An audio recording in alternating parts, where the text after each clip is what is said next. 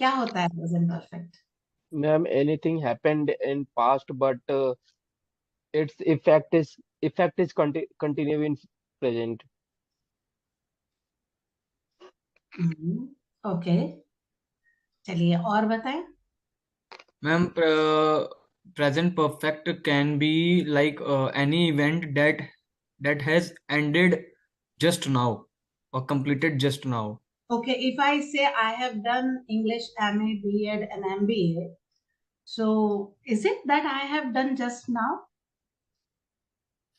Ma'am, like one example that I can mention here is my friend has come now.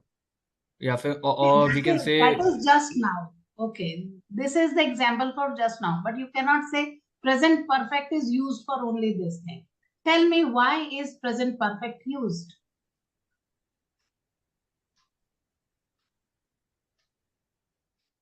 Come on, anybody? Yes, my intelligent boy. Tell me, Abhinesh Kaurav. Yes, I am expecting. When there is a change, Okay. happening, like Yes, very good answer. Yes, when there is a change happening or when you have got some experience. The thing has just happened, right? So suppose I have just taught you continuous tense. अगर मैं ऐसा कहती हूं तो अभी अभी हुआ है खत्म, और अगर मैं इसको पास्ट में डालूंगी तो देखो, कल मैंने आपको बताया था पिछली वाली क्लास में कि हम सिंपल पास्ट के साथ टाइम एक्सप्रेशन जरूर डालते हैं पास्ट का। तो मैं कहूंगी I taught you continuous tense 5 minutes ago या बिफोर 5 minutes, तो वहां पर फिर आई टॉट कह दूंगी सिंपल पास्ट। लेकिन अगर विदाउट टाइम एक्सप्रेशन उसको मेंशन कर रही हूं तो मैं यहाँ पे क्या कर दूंगी, I have just finished continuous tense and now I am teaching you present perfect tense, right? So if I say I have watched lots of movies of James Bond and I have read a lot of novels of Premchand, so this is my experience. But if I say I have sold my old car but I haven't bought the new one yet,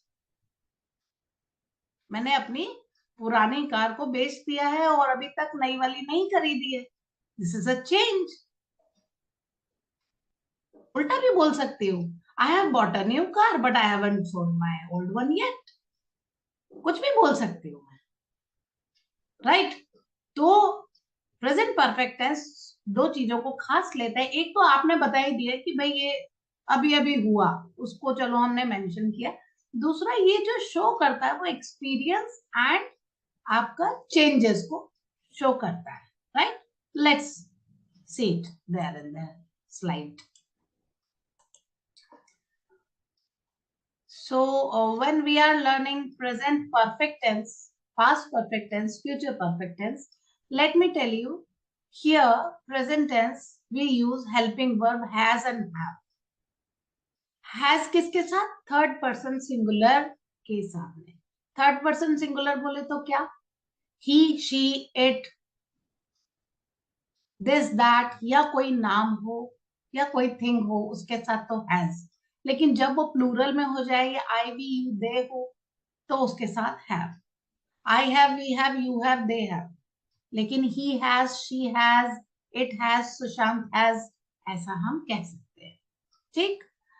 तो हम इसको किसी भी time expression के साथ में use नहीं करते हैं, लेकिन कभी कभी हम इसमें जस्ट और येट का यूज करते हैं, जिसमें आप देखना येट अक्सर हम नेगेटिव इंटरोगेटिव में लगाते हैं।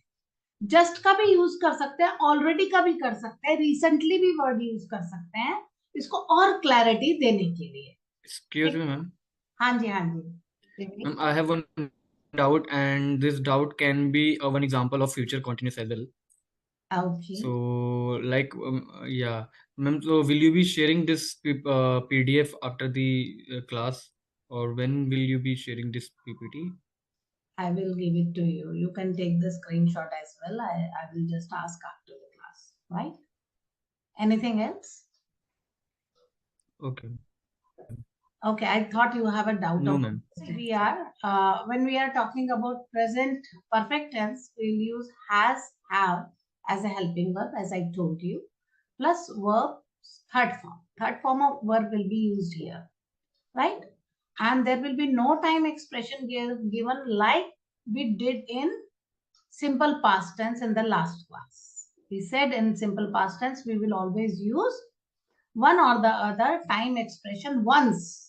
जब भी हम पूरी कहानी बताते हैं कि एक बार एक राजा था, तो एक बार बोलते हैं once upon a time there was a king. उसके बाद में बताते हैं he was going in the jungle, he met a cobbler there. कुछ भी कह सकते हैं हम, बहुत सारी कहानी कह सकते हैं, एक बार बताना होता है once upon a time, long long ago या last night, ऐसा करके एक बार आपको एक्सप्रेशन बताना पड़ता है. लेकिन ऐसा प्रेजेंट परफेक्ट में बिल्कुल भी नहीं होता. इसमें बिल्कुल भी नहीं होता ऐसा. I have sung a song. I have just sung a song. आप इसमें इंडिकेट कर सकते हैं. मैं फिर एनोटेट कर देती हूँ इसको. आप इसमें डाल सकते हैं I have just sung a song. I have recently sung a song. I have already sung a song. Right? You can add any word whichever you like. Have you sung a song? Have you sung a song yet? She hasn't sung a song. She hasn't sung a song yet. अभी तक नहीं गाया है.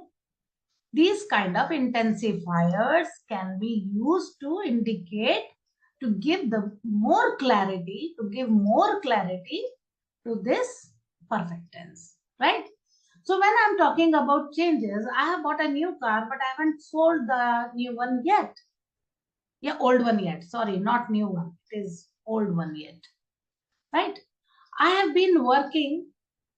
कहते हैं ना, मैं काम करता आ रहा हूँ वेटर की तरह. तो यहाँ पर हम कह सकते हैं एक्सपीरियंस में I have been a waiter, यानी I have worked as a waiter. यहाँ पर मेन वर्ब क्या है? वर्कड. और मैंने क्या बताया था आपको कि बीन भी हम लगा सकते हैं. कब लगा सकते हैं? जब हम मेन वर्ब का यूज ना करें. I have been a waiter, मैं एक वेटर रहा हूं, या मैंने वेटर की तरह काम किया है, दोनों चलेगा. इसके लिए बचपन में हमने पोएम सुनी थी, pussy cat where have you been. मतलब तुम कहाँ रही, मतलब तुम कहाँ, वेयर हैव यू लिव्ड. तो बोलती है I have been to London.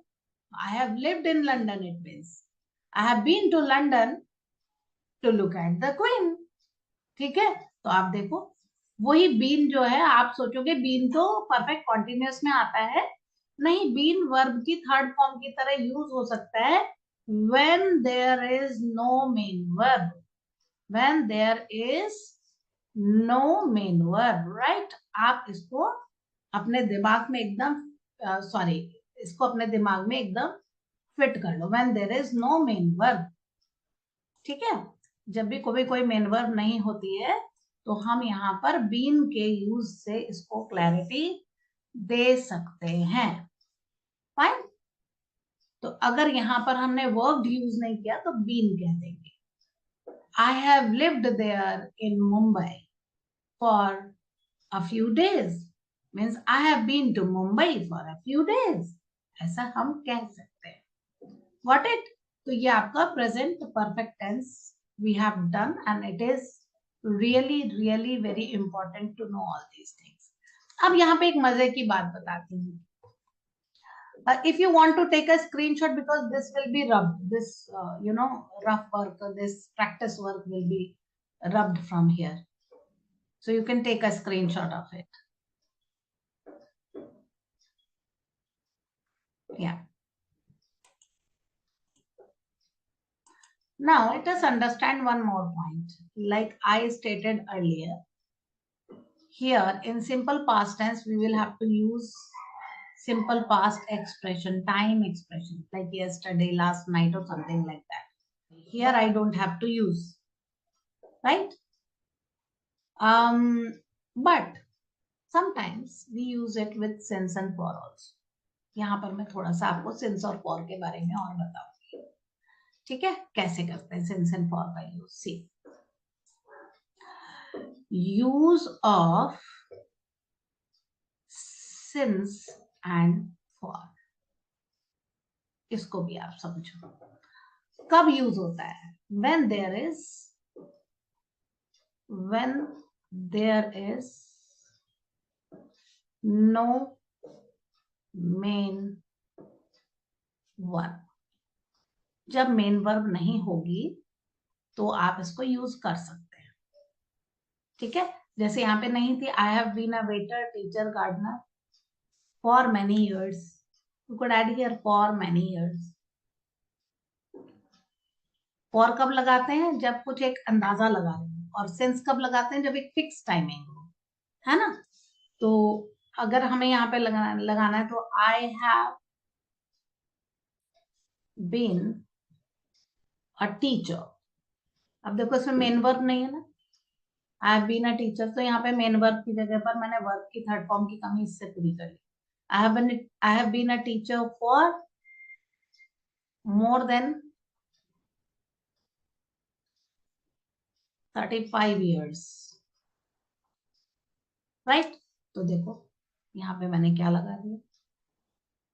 अब इसी जगह पर अगर मैं ये लगाना चाहती सिंस, तो मैं इतना सेंटेंस ऐसे ही कवर कर लेती और यहाँ पर लगा देती सिंस 1987, ठीक है। तो एक फिक्स टाइम हमेशा के लिए निकल आएगा कि हाँ जी बाकी 35-36 ईयर्स हो गया होगा। उसमें एक अंदाजा था फॉर में, और ये जब भी आप सेंटेंस पढ़ेंगे तो शायद 2-4 साल बड़े भी हो जाएंगे, ज्यादा भी हो जाएंगे, आपको पता नहीं लगेगा कब लिखा गया। मगर ये सेंटेंस अगर लिखा गया तो हमेशा फिक्स टाइम आप निकाल सकते हैं, ठीक है। Is it clear to you? Any doubt? No, ma'am. Take a screenshot, I will rub it in. So this is all for today. In the next class we are going to learn past perfect tense, and that is also very important. मगर एक बड़ी important अच्छी सी बात बता रही हूँ, जो बच्चे यहाँ पर स्पोकन इंग्लिश के लिए बैठे हुए हैं, सिर्फ 6 टेंस हैं जो ज्यादा काम आते हैं स्पीकिंग में। Simple present, simple past, simple future, present continuous and past continuous. Future continuous का ज्यादा यूज नहीं होता है स्पोकन इंग्लिश में, एंड प्रेजेंट परफेक्ट, इससे ज्यादा यूज ही नहीं है। बिगनर लेवल को हम इससे ज्यादा नहीं देते, समझ गए आप? Fine. Yes, ma'am. Yes, ma'am.